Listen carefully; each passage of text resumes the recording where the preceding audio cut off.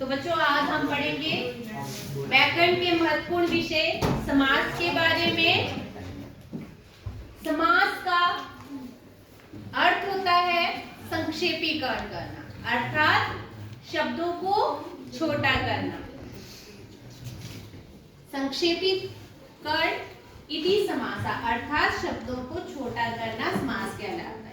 ठीक है, तो समास की परिभाषा है दो या दो से अधिक शब्दों के मेल से जो नया शब्द बनता है वो समास कहलाता है। ठीक है, तो अब हम पढ़ेंगे समस्त पद के बारे में कि समस्त पद क्या होता है।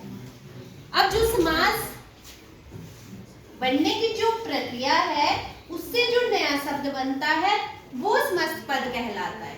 ठीक है, समस्त पद में क्या होता है, एक उत्तर पद होता है, एक पूरक पद होता है। ठीक है, तो उसके बाद हम पढ़ते हैं समास विग्रह के बारे में कि समास विग्रह क्या होता है। जब हम क्या करते हैं, समस्त पद को अलग करते हैं या विग्रह करते हैं तो समास कहलाते हैं।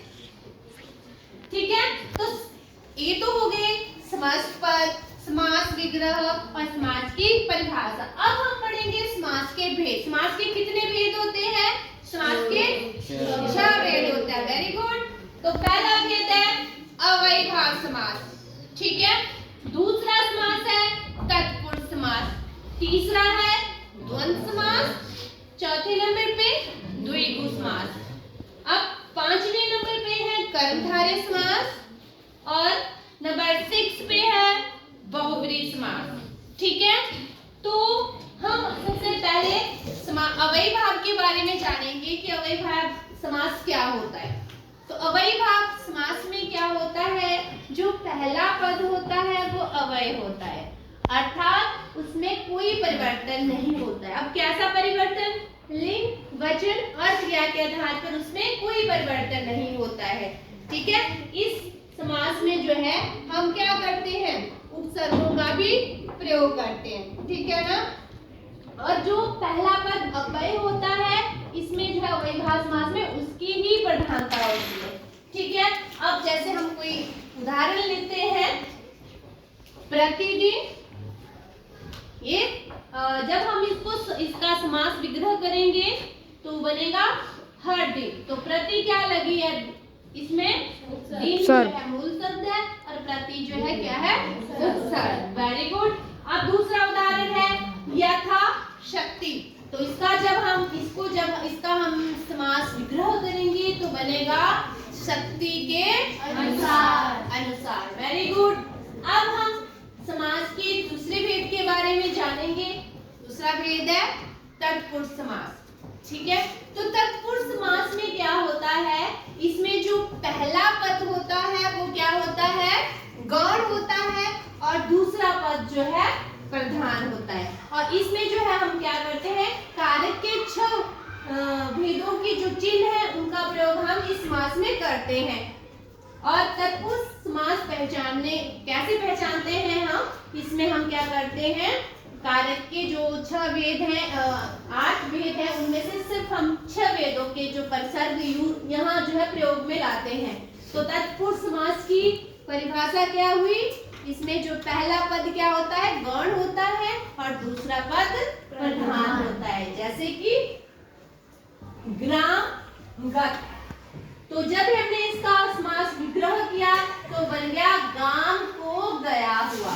ठीक है, तो इसमें जो है कारक के कौन से प्रसर्ग का यूज हुआ है? कर्म। Very good. हम आसानी से पहचान सकते हैं कि ये तत्पुरुष समास है। अब दूसरा है राजपुत्र। तो जब हम इसका विग्रह करेंगे तो क्या बनेगा? राजा का पुत्र। अब हम तीसरे समास के तीसरे भेद के बारे में पढ़ेंगे। तीसरा भेद है द्वंद्व समास। ठीक है ना, द्वंद्व समास में क्या होता है, इसमें जो है दोनों पद प्रधान होते हैं, ना तो पहला पद प्रधान होता है ना तो दूसरा। दोनों जो पद होते हैं वो दोनों ही क्या होते हैं? प्रधान होते हैं। जैसे कि और द्वंद्व समास में जो है हम क्या करते हैं, योजित चिन्ह का प्रयोग करते हैं। और जब हम समास विग्रह करते हैं तो हम और तथा या आदि जो समुच्चय बोधक शब्द है उनका प्रयोग हम यहाँ करते हैं, ठीक है ना। तो फॉर एग्जाम्पल